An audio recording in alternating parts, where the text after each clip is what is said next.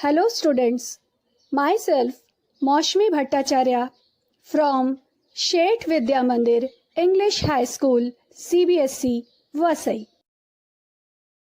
आज मैं आपको कक्षा 6 हिंदी व्याकरण का पाठ 7 विशेषण का पुनर्अभ्यास करवाने जा रही हूँ।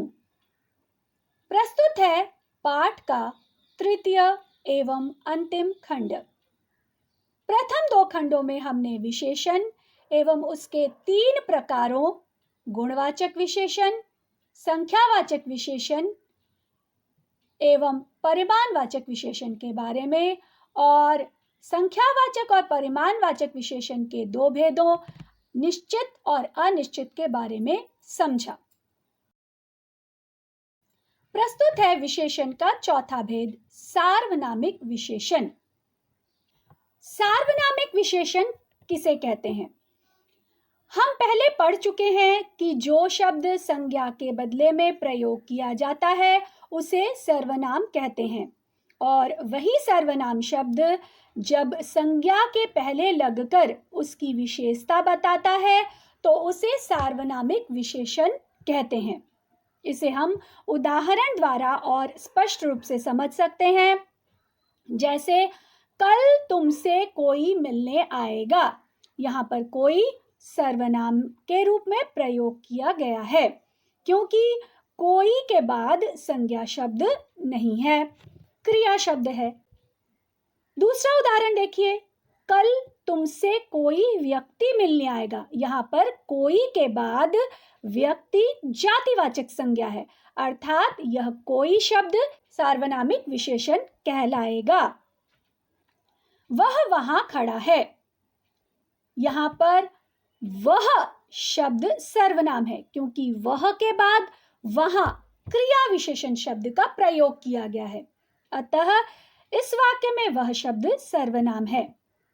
वह घोड़ा वहां खड़ा है, इस वाक्य में वह के बाद घोड़ा जातिवाचक संज्ञा का प्रयोग किया गया है, इसलिए इस वाक्य में वह शब्द सार्वनामिक विशेषण है। वह बहुत मेहनती है, इस वाक्य में वह का प्रयोग किसी व्यक्ति के स्थान पर किया गया है, अतः वह शब्द सर्वनाम है क्योंकि उसके बाद बहुत अर्थात प्रविशेषण का प्रयोग किया गया है। अगला वाक्य देखते हैं, वह लड़का हर विषय में सर्वाधिक अंक प्राप्त करता है। यहाँ पर वाक्य में वह के बाद लड़का अर्थात जातिवाचक संज्ञा शब्द का प्रयोग किया गया है, इसलिए इस वाक्य में वह शब्द सार्वनामिक विशेषण है। अब हम पाठ के मुख्य बिंदु पर एक बार फिर से दृष्टि डालते हैं। संज्ञा या सर्वनाम शब्दों की गुण, नापतौल, संख्या आदि संबंधी विशेषता बताने वाले शब्दों को विशेषण कहते हैं। जिन शब्दों की विशेषता बताई जाती है उन्हें विशेष्य कहते हैं। विशेषणों को 4 भागों में बांटा जा सकता है, गुणवाचक विशेषण, संख्यावाचक विशेषण, परिमाणवाचक विशेषण व सार्वनामिक विशेषण। गुणवाचक विशेषण विशेष्य के गुण, दोष, काल, अवस्था, स्वाद, स्पर्श, रंग, गंध आदि का बोध कराते हैं। विशेष्य की संख्या का बोध कराने वाले शब्दों को संख्यावाचक विशेषण कहते हैं। जो शब्द विशेष्य के मापतौल की विशेषता का बोध कराते हैं उन्हें परिमाणवाचक विशेषण कहते हैं।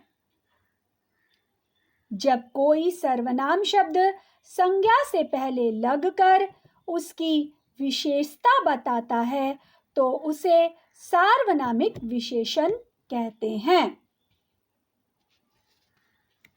इस प्रकार हमने विशेषण एवं उसके चारों भेदों और उपभेदों को फिर से समझा।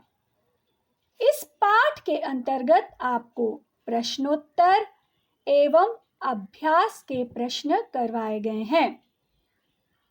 प्रश्नोत्तरों को कंठस्थ करें एवं अभ्यास को पुनः पुनः दोहराएं, क्योंकि व्याकरण के अंतर्गत आपको पहले भी बताया गया है कि व्याकरण अभ्यास की वस्तु है। आप जितना अभ्यास करेंगे उतना ही आप व्याकरण के गूढ़ तत्वों को समझेंगे। हमारे पाठ का तृतीय एवं अंतिम खंड यहीं पर समाप्त होता है। धन्यवाद।